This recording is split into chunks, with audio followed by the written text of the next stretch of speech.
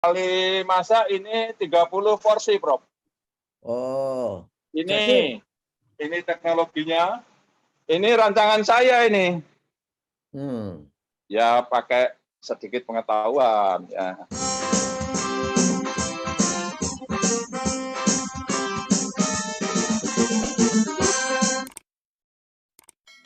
Para pendengar Suyanto.id dimanapun berada, mudah-mudahan semuanya sehat walafiat.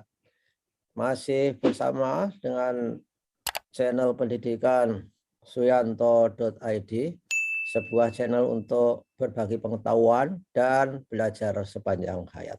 Sebelum melanjutkan video, nonton video, tolong klik subscribe supaya Anda semua bisa mendapatkan video-video terbaru dari channel pendidikan kita Suyanto.id. Begitu Anda klik subscribe, maka semua video terbaru akan datang dengan sendirinya yang diatur oleh sistem ke gadget-gadget saudara. Nah, kali ini kita akan berbicara soal kuliner di kafe Bakmi Pak Met di Solo. Dan ini adalah merupakan hobi, merupakan sisi lain seorang guru besar. Kita sapa dulu siapa beliau. Saudara akan tahu setelah melihat video di suyanto.id ini. Assalamualaikum warahmatullahi wabarakatuh, Prof. Bambang. Waalaikumsalam warahmatullahi wabarakatuh, Prof. Yanto. Alhamdulillah. Wah, apa kabar? Bersinar-sinar? Alhamdulillah, ini di kafe Bakmi Pak Met. Oh, kafe Bakmi Pak Met. Ya. Saya punya hobi memasak. Oke. Dan saya melihat bahwa viral di beberapa media sosial mengenai kafenya Bakmi Pak Met yang salah satu produknya adalah nasi goreng Rp1.000. Apa idenya itu? Apa maksudnya itu? Kan saya kira kalau nasi goreng Rp1.000, apakah biaya operasionalnya sudah nutup untuk menjual seperti itu? Ya. Oh. Ya, viral. Ada Kompas TV, saya diwawancara NTV, ada 25 YouTuber yang datang ya. Oh, ya. Terus ada berita online banyak sekali. Jadi ini nasi goreng 1.000 dalam namanya nasi goreng PPKM. Sehari dicetak 250 bungkus, Prof. Oke. Ini disponsori oleh Masyarakat Ekonomi Syariah, Ikatan Sarjana Ekonomi Indonesia, ITSMI, dan Ibu-Ibu Aisyah sebagai relawan. Jadi tidak Bakmi Pak Met sendiri, tapi ada sponsornya.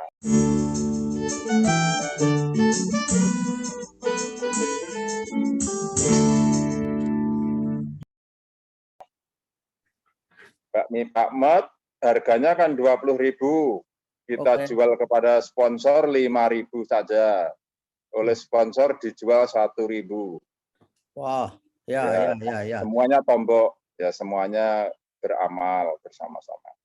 Wah, idenya bagus itu, menggerakkan kepedulian masyarakat untuk membantu orang-orang yang memerlukan bantuan, sehingga merasa bahwa orang-orang yang terbantu itu memiliki manfaat yang besar. Nah, ketika ada subsidi itu berarti mengubah pasar itu, pasar di kafe itu. Artinya produk-produk yang reguler nggak laku dong. Ya masih laku. Orang-orang malu lah beli yang 1.000.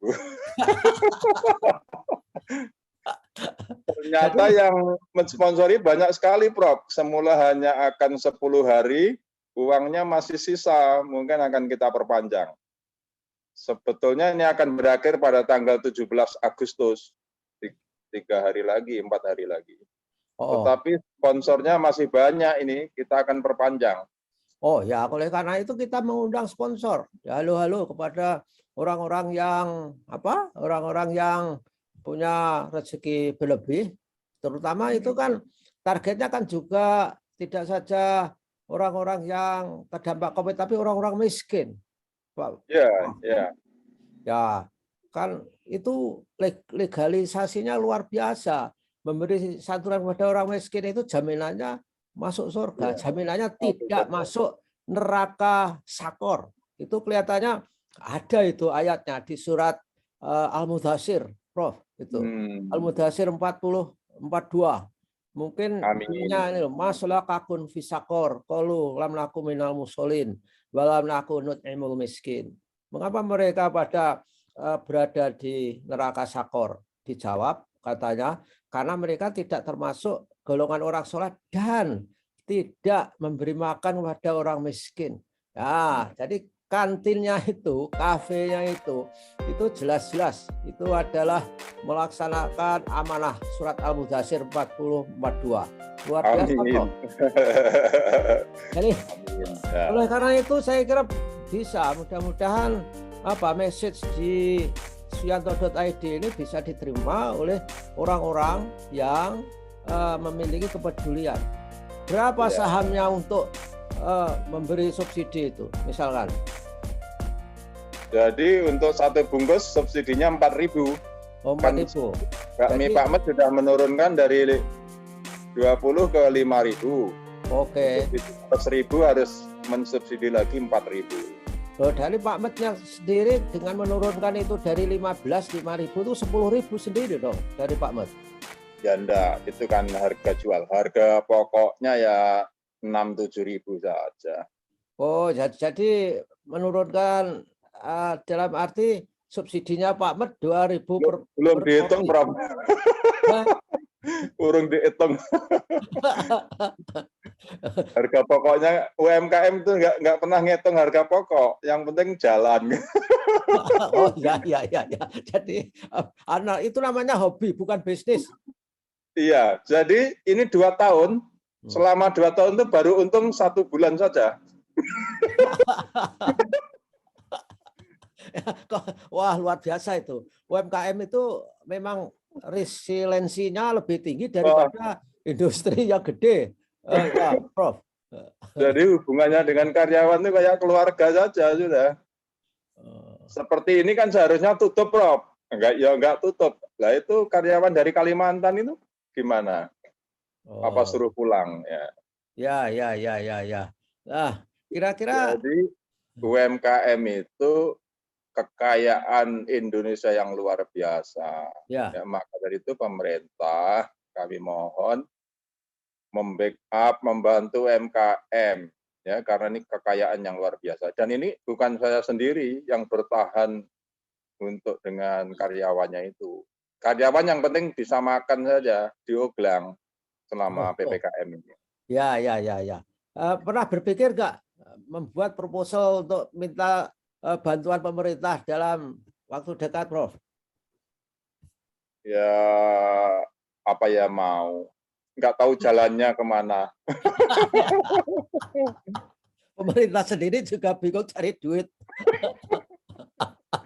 Jadi kalau orang bingung, ketemu orang bingung, jadinya tidak solutif, Prof. Jadi memang yang baik itu jadi mengajak orang-orang yang memiliki kepedulian. Jadi andai kata saya misalkan saja ingin mensubsidi 50 bungkus, itu berarti saya 200.000. Berapa? 200.000. Oh, 200.000 loh. Begitu sebetulnya menarik itu. Itu 1 juta itu sudah mendapat 250 bungkus. Wah, saya tertarik juga itu ya. Itu pakai mesin, Prof. Nanti dipoto gimana? Saya cetakan mesinnya saya sendiri. Oh ya, nanti pada periode berikut kita nanti pada akhir sesi kita foto ya mesinnya ya. Ya, asalkan bisa langsung ke sini. Artinya tidak ada jeda ya. Jadi bisa.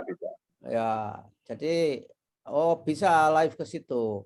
Ya, bisa. Asal coverage-nya bisa masuk, nggak masalah. Wah, luar biasa itu. Jadi selama ini siapa saja yang kontributor pada subsidi, Prof? Aisyah. Ada Ibu-ibu Aisyah, Ya, ya. Masyarakat Ekonomi Syariah, Ikatan Sarjana Ekonomi Indonesia, Ya, ya. ISMI juga, terus Oh. pribadi-pribadi. Rata-rata adalah organisasi yang berafiliasi dengan keagamaan itu ya. Oke, oke. Jadi luar biasa ini. Yang ISEI, kalau lainnya kan organisasi Islam. Ya, ya, ya. Luar biasa. Ini bisa menggerakkan kepedulian. Iya, iya. Upaya Islam yang itu, Prof, Islam itu nggak bisa, kesimpulan saya, nggak bisa sendirian, berjamaah, silaturahim. Maka dari itu saya ke PP Muhammadiyah itu mohon atau menggerakkan misalnya UMS, UMKT, kan berjamaah kuat, ternyata menjadi maju. Kalau UMKT dibiarkan sendiri, nggak secepat ini. Ini akreditasinya sudah hampir B semua, baru 2 tahun. Ya. IT, UMS, dan beberapa dokter. 20 dokter saya minta terbang menjadi duta sering. Ya. Bagus itu. Jadi bagus, berjamaah itu kunci kemajuan. Tidak bisa sendirian. Dan itu kan salah satu kompetensi abad 21 kan? Kolaborasi kan? Ya, kolaborasi. Komunikasi, kolaborasi, dan trust. Harus ada kepercayaan. Ya. Dan orangnya nggak bisa dipercaya, nggak akan ada yang mau urun. Ya, paham. Kan karakter. Trust itu dalam kurikulum kan karakter. Komunikasi, menyampaikan gagasan, ayo membuat nasi goreng. Menggerakkan 4 organisasi kan ya nggak gampang digerakkan. Kolaborasi. Ya, trust penting. Bahasa agamanya adalah berjamaah, bersilaturahmi. Ya, betul. Betul, sudah saya buktikan, Pak Rektor. Saya juga punya yayasan yang namanya Garda Peduli Anak Panti. Itu setiap bulan itu bisa berjamaah menyumbang 21 panti seharga 35 juta. Jadi itu karena trust juga. Saya kira tidak semua orang ngajak akan diikuti oleh yang diajak kalau tidak ada trust. Dan selamat Pak Rektor bahwa bisa mengajak berbagai elemen masyarakat untuk membuat nasi goreng 1.000, nasi goreng PPKM. Itu saya nanti juga punya pesantren mahasiswa 40 orang-orang nggak punya dari berbagai daerah. Itu nasional, Bro. Itu hanya SPP-nya 300.000 plus makan plus tidur, Pak. SPP makan tidur 300.000. Wah, ya murah banget itu. Sama listrik, ya, airnya ledeng. Ya.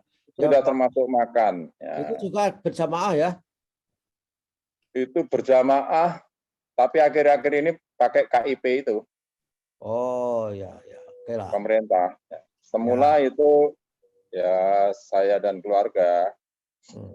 Ya, kemudian apa rencana yang lebih panjang dari Pak Met nih? Setelah tadi saya bicara dengan Ibu Aisyah akan dilanjutkan karena ruko ini kalau pagi kosong, Ibu Aisyah mau buat warung PPKM ini dilanjutkan. Yang 1.000 masih ada, terus tarif berikutnya 6.000, 10.000 sampai 15.000.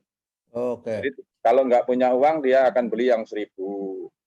Nanti yang lain beli yang 6.000, kasih tambahan apa gitu. Ya. Yang Nasgor PPKM itu mekanismenya gimana untuk mendapatkan Pak Rektor? Itu apakah harus datang ke kafe atau diantar ke sentra-sentra orang yang membutuhkan bantuan makanan itu? Datang beli aja. Oh, datang beli. Ya, tapi ini karena masyarakat supaya nggak berkerumun, kita kasih kartu, terus masuk di ruangan. Sore ini ditambah teh kotak supaya mau duduk di ruangan. Semula kan ingin bergerombol. Kalau duduk di ruangan dapat teh kotak. Oh, ya ada insentifnya. Ya. Tinggal pilih mau berkerumun nggak dapat teh kotak atau mau duduk di kursi enak dapat teh kotak, ada kipas angin. Ya, Ya, itu sistem untuk mendidik masyarakat. mengedukasi. Luar biasa. Nah, saat ini nggak ada orang yang di situ, Pak Rektor. Ada. Mau lihat? Ya coba diperlihatkan. Oke.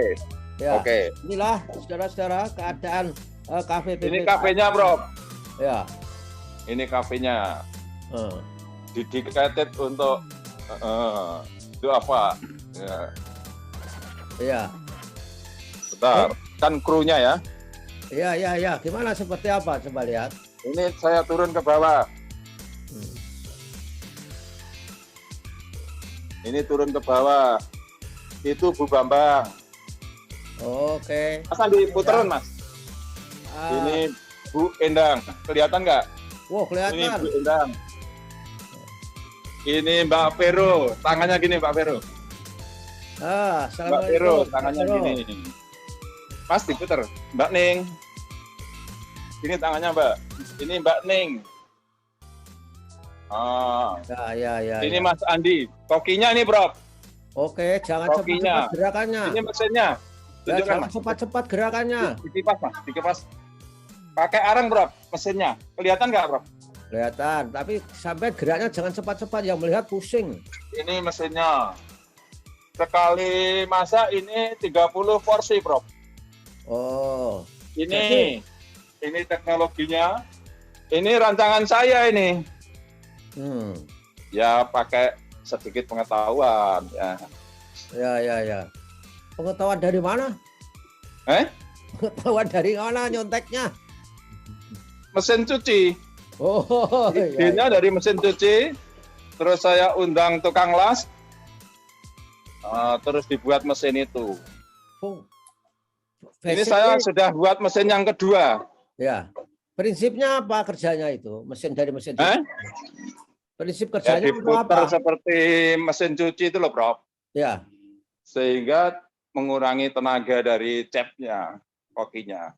Lah ya, untuk apa itu? Untuk ngaduk atau untuk goreng? Untuk ngaduk kayak molen gitu, goreng. Oke.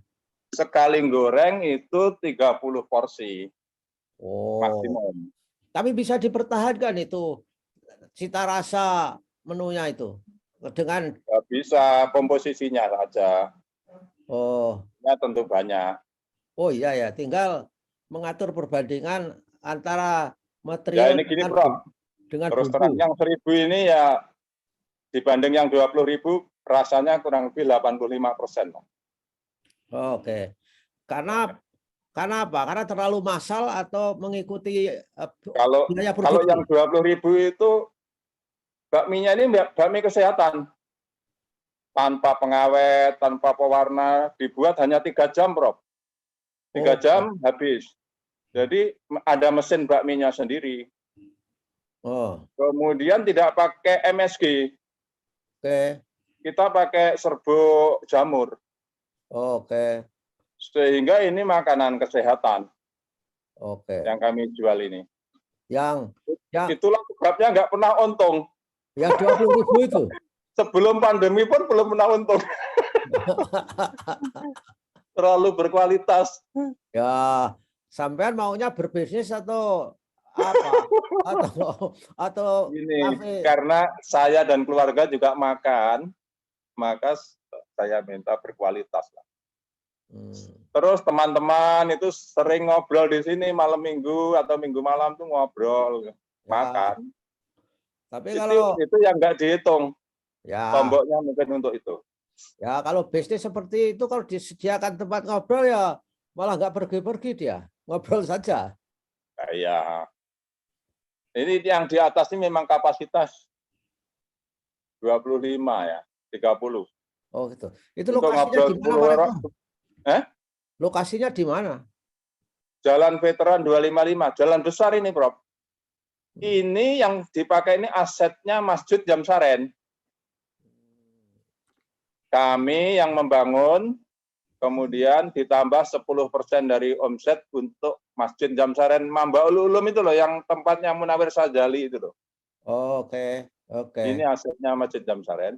Ini masih Pak D-nya Pak Menteri Muhajir. Kiai Masjid Jamsaren itu namanya Ali Darokah Ya. dari Berarti Ponorogo. Pak Muhajir harus sering ke situ, makan di situ kalau begitu. Nah, sekali saya jemput ke sini. Hmm. Pak Muhajir pernah, Din Samsudin pernah, Abdul Mukti pernah, siapa lagi ya? Ya. OJK sering, OJK, Prof Bimbo. Oke. Dari sisi apa? Menunya hebat ya di situ, Pak Rektor? Kesehatannya enak, sehat. Oke. Apa saja yang dihasilkan kuliner di situ di samping nasi goreng, bakmi? Oh, ada ini ayam guling, ayam pakai mesin putar itu loh, kayak di Arab itu. Oh, jadi di Solo Itu hanya di situ loh, nggak ada yang lain. bumbunya Turki itu, ada Turki, ayam Turki. Ya, hanya di situ, di tempat lain nggak ada.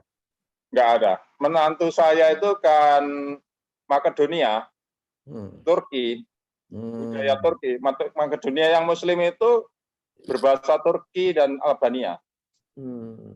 Oh, jadi yang menginspirasi menu itu dari menantu itu? Resepnya dari ibunya. Menantu itu pria. Menantu saya ini jualan meja itu ekspor, membuat meja sama membangun rumah-rumah yang borongan-borongan itu. Oke, jadi tidak mau bisnis restoran itu ya? Punya restoran namanya Dali Gelato. Oh. Dali Gelato Italia. Ya, tapi nasgorengnya itu mudah-mudahan bisa diperpanjang lagi Pak Rektor. Nasgorengnya. Oh, loh. Ini mau diperpanjang oleh Ibu Aisyah. Ya. Wah, luar biasa. Ibu kan bisa membuat fundraising untuk yang bersifat lebih besar lagi. Jadi nanti nasgornya ini menjadi tetap, Prof. Jadi dalam menu ada yang 1.000 paling atas, bawahnya 6.000 sampai 15.000. Oke. Jadi kalau orang nggak punya uang, dia akan pesen yang 1.000. Oh ya, bagus. Jadi seperti seperti apa, bahan bakar bersubsidi itu ada masing-masing siapa yang bisa ngisi di situ. Ada nggak gejala orang memanfaatkan bahwa punya uang tapi milih yang 1.000? Ada kelihatan nggak? Ya boleh saja. Ini hanya silaturahim aja kan, beyond the business. Ya. Yang penting silaturahim. Ya. Kalau beliau milih yang 1.000 pasti ada pertimbangan lain. Mungkin ingin merasakan, mungkin ingin berhemat. Ya. Husnudzon aja. Ya, oke. Bagus Pak Rektor. Mudah-mudahan ini kan baru preliminary. Jadi yang real bisnisnya. Nanti saya kira dalam waktu tertentu akan tercapai itu. Setelah break even, setelah itu ada profit, dan mudah-mudahan ini menjadi model untuk orang-orang memiliki kepedulian sosial yang lebih baik. Ya, saya kira itu Pak Rektor ya. Terima kasih, Prof. Ini sisi lain dari seorang guru besar. Ya. Jangan serius terus, ada hobi-hobi lah. Ya. Ini saya kira ini lebih manfaatnya langsung dirasakan, di samping harus menulis Scopus yang manfaatnya tidak tahu. Ini pesan untuk pemerintah, Prof. Ya. Selamatkanlah UMKM. Ya, jangan hanya berbasis kapital, karena UMKM itu beyond the business, melampaui bisnis. Kalau rugi dia tetap pertahankan, kasih pekerjaan anak buahnya dioglang, yang penting bisa makan. Ya. Jadi pertahankanlah UMKM. Kalau semua main modal, main kapital, hancur masyarakat. Kalau menjadi money oriented. Ya. Oke. Berat itu. Dan pemerintah mendengar. Pemerintah itu siapa dalam hal ini? Yang harus mendengar pertama siapa? Kementerian Keuangan. Sebuah sistem, sebenarnya ekonomi Pancasila itu ekonomi yang berbasis SDM.